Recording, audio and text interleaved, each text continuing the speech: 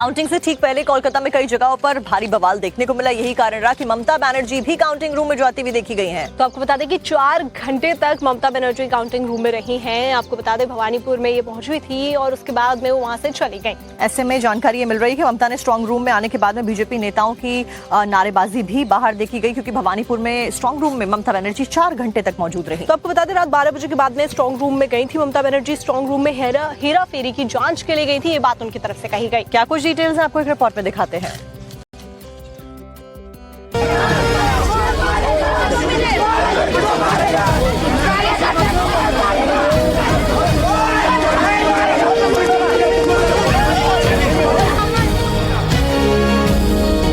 Strong room के बाहर प्रदर्शन।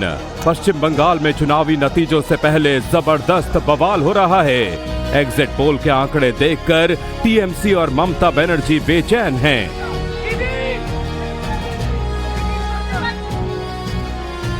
ईवीएम में गड़बड़ी का आरोप लगाकर ममता बनर्जी और उनकी टीम बारिश के बीच सड़कों पर उतरी।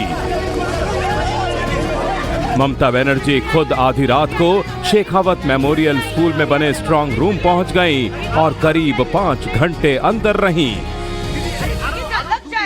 हमारा जो ईवीएम मशीन है इधर में स्टोर रूम है, तो आप लोगों को जानकारी है कि नेताजी इंडोर में सीसीटीवी पे हम पाया गया और बहुत सारे जगह में कि उधर में मैनिपुलेशन हो रहा है और बाहर का आदमी आके वो खुल रहा है, देख रहा है, पोस्टल बैलेट को इधर उधर कर रहा है। वो देखने के बाद मैंने जब सीसीटीवी देखा टीवी में, तो मैंने सोचा मैं भी उधर देख के आऊँ। सामने भीड़ लगना नहीं चाहिए।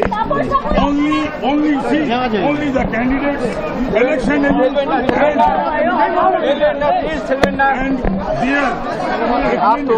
अभी भी आप करवाइए ना। बंगाल में ईवीएम पर बवाल। बीजेपी ईवीएम बदलवा देगी। बीजेपी काउंटिंग में गड़बड़ी करवा देगी। बीजेपी आखिरी वक्त में कंप्यूटर में डेटा चेंज करवा देगी। ममता बनर्जी अपने नेता और कार्यकर्ताओं को स्ट्रांग रूम के बाहर पहरेदारी करने को कह रही हैं। कोई असुविधा नहीं है, उनका मन में था, वो देख लिया। हम लोग को बोला 6 घंटा मैंने कंटिन्यू ड्यूटी चेंज करके ड्यूटी चेंज करके ड्यूटी सबको करने के लिए। उधर चुनाव आयोग की ओर से स्ट्रांग रूम के बाहर सुरक्षा के पुख्ता इंतजाम किए गए हैं।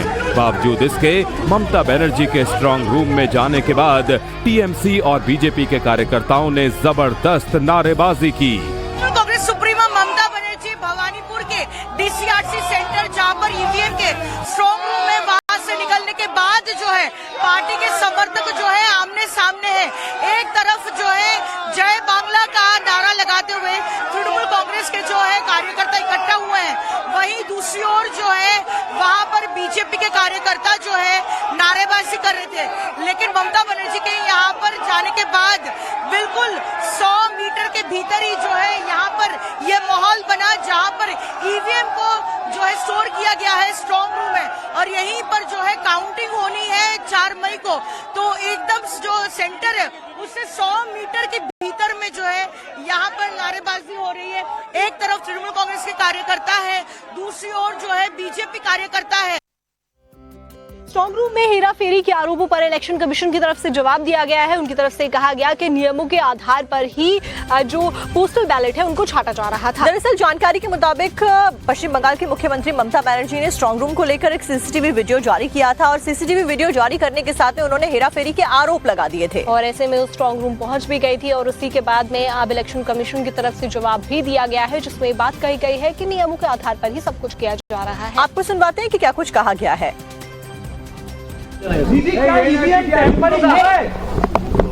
अरे भाई नहीं तो हम क्यों आया है करने का कोशिश तो था ना। क्या किया कल से हमारा तो पता नहीं है। सील किया है, वो तो बैंडेज लगा के रख दिया। बैंडेज तो कभी भी खुल सकता है, वो क्या थोड़ा ही सील है। पोस्टल बैलेट के पेपर भी बाहर दिख रहे थे, वो फुटेज। अरे भाई वही तो मैंने पूछा। पहले ये लोगों ने बोला हमारा पोस्टल बैलेट चल जाएगा 12 में, लेकिन लास्ट में आरओ ने मेरे को एश्योर किया कि भवानीपुर पोस्टल बैलेट इधर में ही है। लेकिन पहले मेरे को जो जानकारी था कि वो 12 में जाएंगे। क्यों जाएंगे? अगर जाएंगे किसी को तुमको आपको सेग्रीगेट भी करना है तो जिसका जिसका कॉन्स्टिट्यूंसी का है उसको एजेंट को बुलाना चाहिए। ऐसे तो वन साइडेड नहीं किया जा सकता है ना।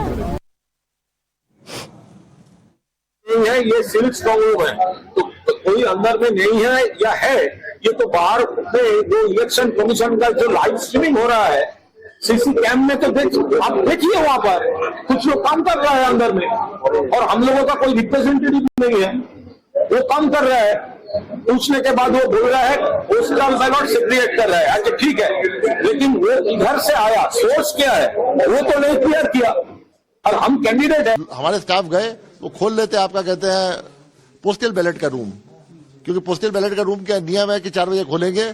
सब पॉलिटिकल पार्टीज को as per rule election commission के इंटीमेशन दिया गया था, कैंडिडेट्स को आरओ नहीं दिया था। आपको आना चाहिए था वहां पे आते आप जो है, और आपके सामने खोला जाता, वरना 4 बजे खोल के कॉरिडोर में खाली वो सजा रहे थे कि और 7 डिस्ट्रिक्ट का जो है वो जाएगा वहां पे, कल 12 पहुंचना है 12 बजे तक। अब पश्चिम बंगाल में स्ट्रांग रूम में 3 लेयर की सिक्योरिटी के बीच में ईवीएम मशीन्स की जबरदस्त पहरेदारी की जा रही है, और ऐसे में टीएमसी और भारतीय जनता पार्टी के जो कर्मी हैं वो भी कार्यकर्ता वहां जाकर शिफ्ट्स में पहरेदारी कर रहे हैं और सुरक्षा के लिए खड़े हुए हैं। आप देखिए रिपोर्ट।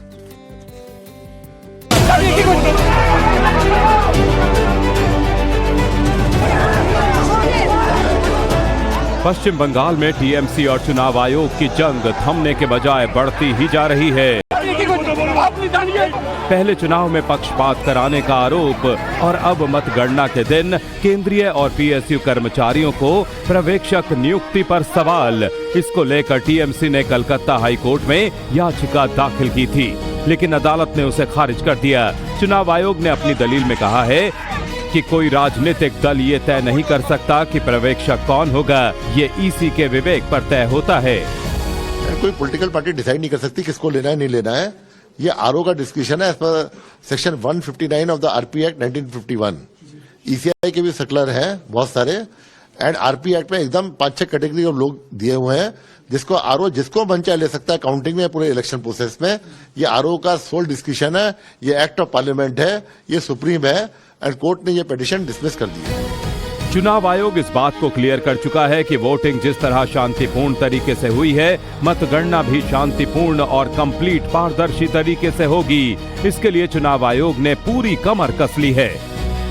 सीएपीएफ की 700 कंपनियों की तैनाती, स्ट्रांग रूम की सुरक्षा के लिए अलग से 200 कंपनियां, मतगणना केंद्रों पर सीसीटीवी कैमरों और वेबकास्टिंग से निगरानी, सुरक्षा के लिए डबल लॉक सिस्टम और 24/7 सशस्त्र पहरा, क्यूआर कोड पहचान के जरिए मतगणना केंद्र में एंट्री, अधिकारियों को जीरो टॉलरेंस नीति अपनाने के निर्देश। इन सब के बीच सभी स्ट्रांग रूम के बाहर पॉलिटिकल पार्टी के नेता और कार्यकर्ता भी पहरा दे रहे हैं। हमारे संवाददाता अभिषेक राज भी नेताजी इंडोर स्टेडियम में पहुंचे, जहां स्ट्रांग रूम है। देखिए वहां पर किस तरह पहरेदारी हो रही है।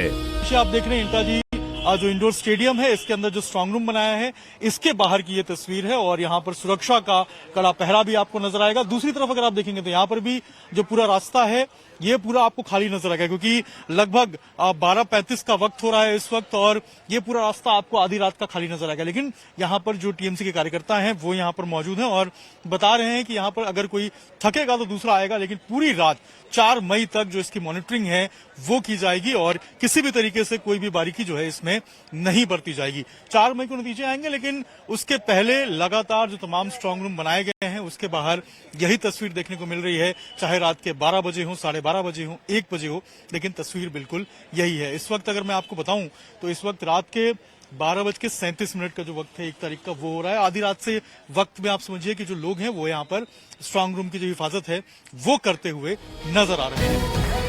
कुल मिलाकर बंगाल में 4 मई के नतीजों से पहले स्ट्रांग रूम की सुरक्षा पर संग्राम छिड़ा है। आरोप प्रत्यारोप और वार पलटवार का दौर जारी है। वोटिंग खत्म होने के बाद अब असली जंग ईवीएम की सुरक्षा को लेकर है, जिसको लेकर चाहे बीजेपी हो या फिर टीएमसी, सब मैदान में है। उधर चुनाव आयोग की अपनी अलग मोर्चाबंदी है।